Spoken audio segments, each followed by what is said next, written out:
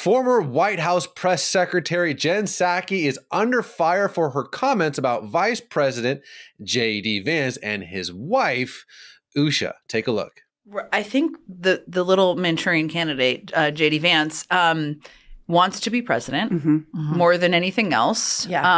I always wonder what's going on in the mind of his wife. Like, Agreed. Are you okay? Please blink 4 times. Yes. We'll come over here. We'll save you. And that he's willing to do anything to get there.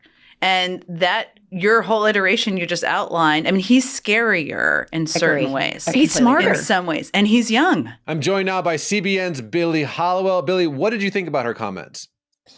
You know, I think there's a line, right, that we should not be crossing when we're talking about politics and policy and whether or not we agree with a person. It's one thing to say, I think that person's policies are not good, or I think that person's policies are problematic. Or, you know what, maybe if I wouldn't talk this way, but maybe you don't particularly like that politician.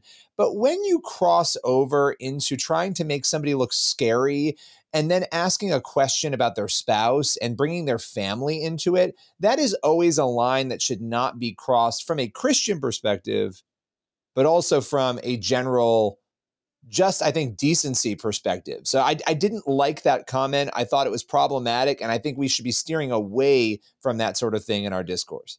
Yeah, I was wondering what she meant about the whole Usha Vance thing. And I could be reading into this, but I feel like there's this like reluctancy to realize that Indian folks are starting to become more conservative. You know, Usha, her dad, she grew up in San Diego. Her dad worked at San Diego State. My wife went to San Diego State. JD Vance is from Ohio. He went to Ohio State. I went to Ohio State. They have half Indian, half white kids. I'm half Indian, half white. So a little special place in my heart for this family, just because they're so similar. But I saw this article in Fortune, and I think it's important to read it, just maybe a couple lines, just to show, again, this trend among Indian folks and Asian folks. Here it is, a couple lines. Stay with me.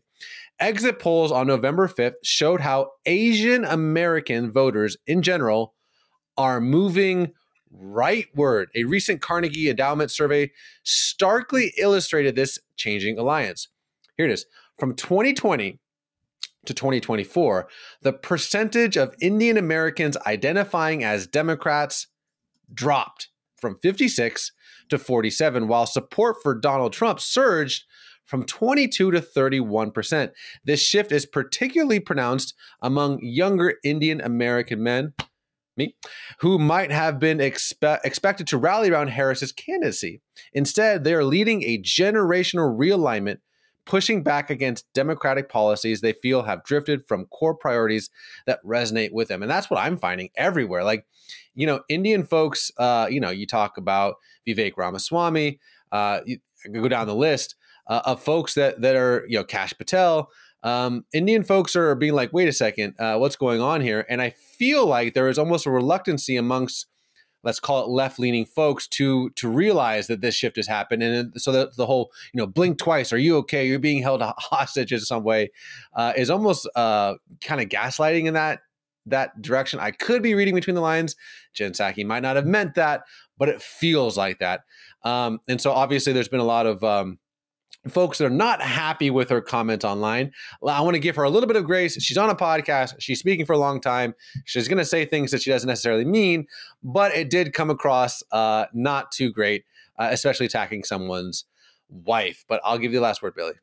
Yeah, the last word, too, is that, people should be measured on, sure, character, but also their policies, right? The attempt here is to make him seem scary, right? That's a political attempt. They want to make JD Vance seem scary, just like Republicans will want to make somebody else maybe seem scary that they're opposed to, because people will then be less likely to vote for that person.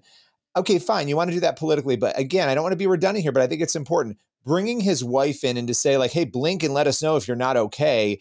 That is just, it's so wrong, casting doubt on somebody's marriage, whether that was the intent or not.